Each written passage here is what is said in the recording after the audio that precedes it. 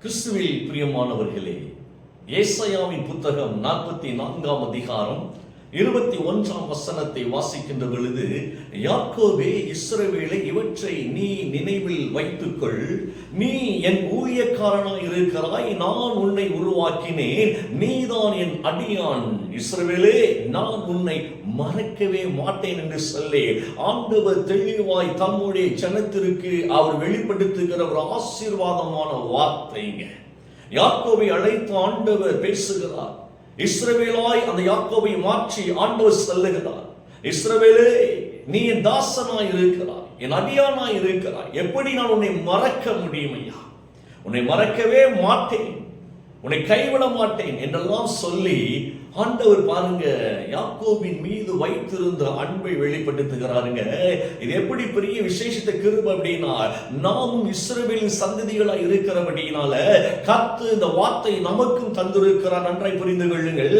அவர் நம்மையும் ஒரு நாளும் மறக்க மாட்டேன் என்று சொல்லுகிற ஒரு சத்தியத்தை தான் இன்றைக்கு நாம் அறிந்து கொண்டிருக்கிறோம். சில நேரங்களில் பிரச்சனைகள் சூழ்ந்து வருகிற பொழுது நமக்கு நினைவில் வரக்கூடிய காரியம் என்ன தெரியுமா? ஆண்டவர் மறந்து போனாரோ, ஆண்டவர் இருந்தால் எனக்கு ஏன் இப்படி நடக்கின்றது? எனக்கு திருமணம் நடக்கவே இல்லையே, பின்ன ஏன் இந்த ஆண்டவரை ஆராதிக்க வேண்டும்? எனக்கு வேலை வாய்ப்பு கிடைக்கவே இல்லையே, பின்ன ஏன் ஆண்டவரை ஆராதிக்க வேண்டும்? கடவுளே இல்லை ஐயா, அவர் இருந்திருந்தால் என் வாழ்வு நலமாகத்தான் இருக்கு என்றெல்லாம் சொல்லி கடவுளுக்கு விரோதமாய் நாம் பேசி அநேக நேரங்களில் தேவனை விட்டு விலகி நிற்பதை பார்க்க முடிகிறதுங்க.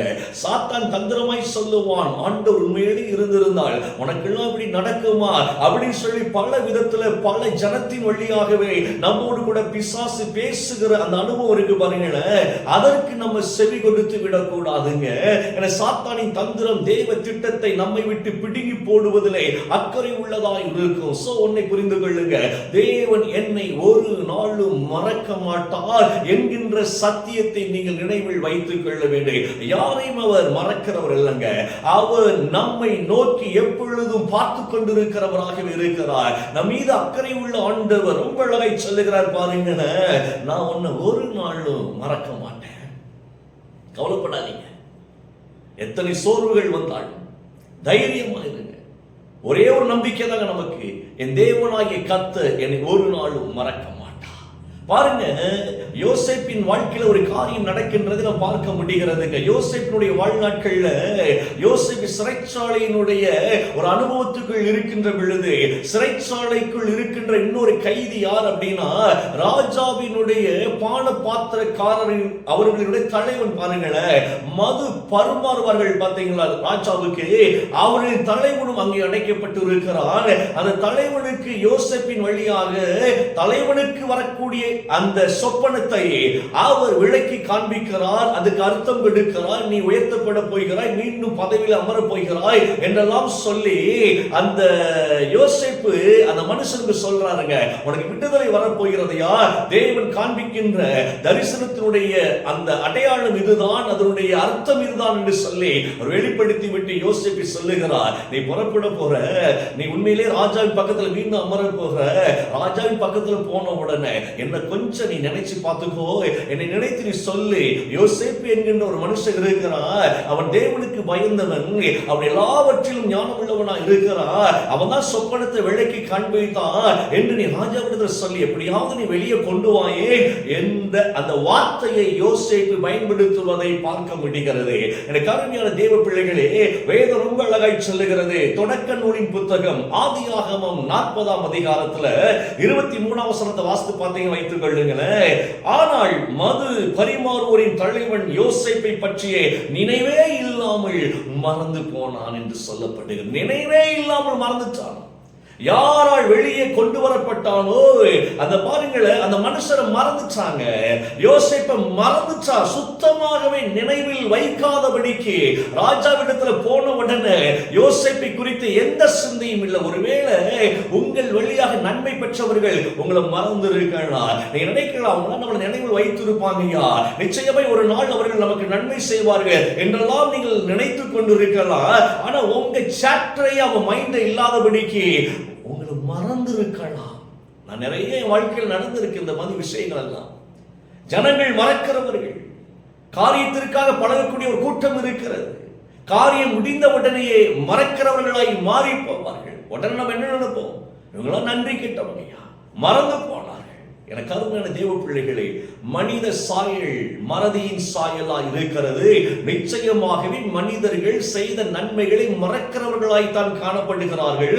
அது வேதம் ரொம்ப அழகாய் சொல்லுகிறது, நாமே தேவனை மறந்தாலும் தேவன் நம்மை மறவாதவராய் இருக்கிறார். சூப்பர்லாங்க, எவ்வளவு பெரிய வார்த்தை பாருங்களேன். தேவன் ஒரு நாள் நம்மளை மறக்க மாட்டாருங்க.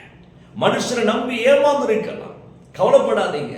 ஒருவேளை உங்கள் பிள்ளைகள் கூட உங்களை மறந்து போயிருக்கலாம், உங்கள் கணவர் உங்களை மறந்து போயிருக்கலாம், உங்கள் மனைவி உங்களை மறந்து போயிருக்கலாம், உங்கள் எஜமானர்கள் உங்களை மறந்து போயிருக்கலாம். நீங்க வேலை பார்க்கிற இடத்துல நன்றாய் உழைத்து உழைத்து முன்னுக்கு வர வேண்டும் என்று நினைத்து உழைத்து உண்மையா இருப்பீங்க நீங்க.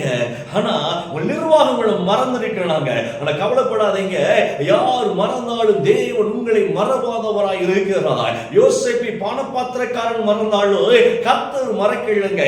சரியான நேரத்தில் அவர் வெளியே கொண்டு வந்து அந்த ராஜ்யத்திற்கு, எகிப்து தேசத்திற்கு ஆளுநராய் உயர்த்துவதை நாம் பார்க்க முடிகிறது.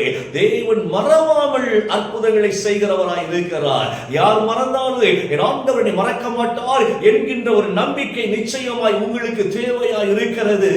ஏனென்றால் வேதம் ரொம்ப அழகாய் சொல்லுகிறது பாருங்களேன். என்னாகம புத்தகம், எண்ணிக்கையின் புத்தகம் 23ஆம் அதிகாரம் 19ஆம் வசனத்தை வாசிக்கின்ற பொழுது, பொய் சொல்வதற்கு கடவுள் மனுஷன் அல்ல. ரொம்ப அழகாய் சொல்லப்பட்டு இருக்கிறதுங்க. பொய் சொல்வதற்கு கடவுள் மனுஷன் அல்ல. அப்படின்னு என்ன அர்த்தம்னா, மனிதர்கள் பொய் சொல்லுவார்கள், தேவன் பொய் சொல்லுகிறவர் அல்ல. மனதை மாற்றிக்கொள்ள ஒரு மனித பிறவியும் அவர் அல்ல. மனசை அப்பப்ப மனுஷன மாதிரி மாற்ற மாட்டாரு. சொன்னால் சொன்னதுதான், சொன்னதை நிறைவேற்றுவதில் அக்கறை உள்ளவராக இருக்கிறார். மறக்க மாட்டேன்னு சொல்லிட்டாருன்னா அவர் மறக்கவே மாட்டாருங்க. எந்த சூழ்நிலையில நீங்கள் கடந்து போனாலும் சரி, கர்த்தர் நம்மை மறவாதவராகவே தான் இருக்கிறார். வேதம் ரொம்ப அழகாய் சொல்லுகிறது, அவர் சொல்லியதை செய்யாமல் இருப்பாரோ அல்லது உரைத்ததை நிறைவேற்றாமல் இருப்பாரோ.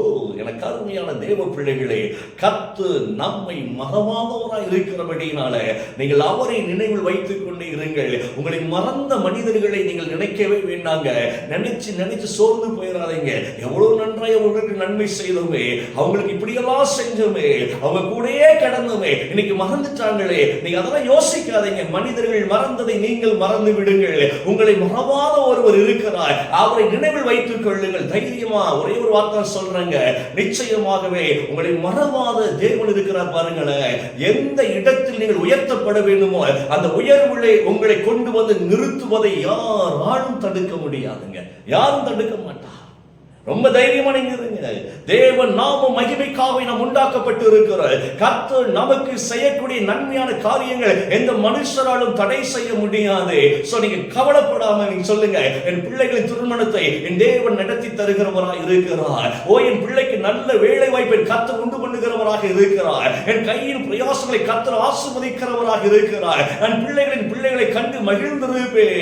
என் பிள்ளைகள் ஒளிவுற கன்றுகளை போல என் பந்தியை சுற்றிலுமாய் அமர்ந்து இருப்பார்கள். என் ஆண்டவரை மறவாதவராய் இருக்கிறபடினாலே நிச்சயமாய் இந்த வாக்குத்தத்தங்கள் எல்லாம் என் வாழ்வில் நிறைவேறும். இந்த நம்பிக்கையை விட்டு நீங்கள் விலகாதபடிக்கு நீங்கள் தைரியமாய் இருங்கள். கர்த்தர் உங்களோடு கூட இருந்து அதிசயங்கள் நடப்பிப்பதை நீங்கள் காண்பீர்கள். ஏனென்றால் அவருக்கு ஒரு நாமம் கொடுக்கப்பட்டு இருக்கிறது, அவர் மறவாதவர், அவர் மறவாதவர். எனக்கு அருமையான தேவ பிள்ளைகளே, அந்த நாமத்தை உயர்த்தி கொண்டே இருங்கள். கவலைப்படாதீங்க, சந்தோஷமா இருங்க. கண்களை மூடுவோமா? பிதாவே, எங்கள் பிள்ளைகளை கரத்தில் ஒப்புக்கொண்டிருக்கிறேன். இயேசுவின் நாமத்தில் பிள்ளைகளை ஆசீர்வதிப்பீராக ஐயா. இந்த இடத்துல இந்த பிள்ளை, ஆண்டவரே எங்களுக்கு யார் இருக்கிறார் என்று சொல்லி அமர்ந்திருக்கிறாங்க.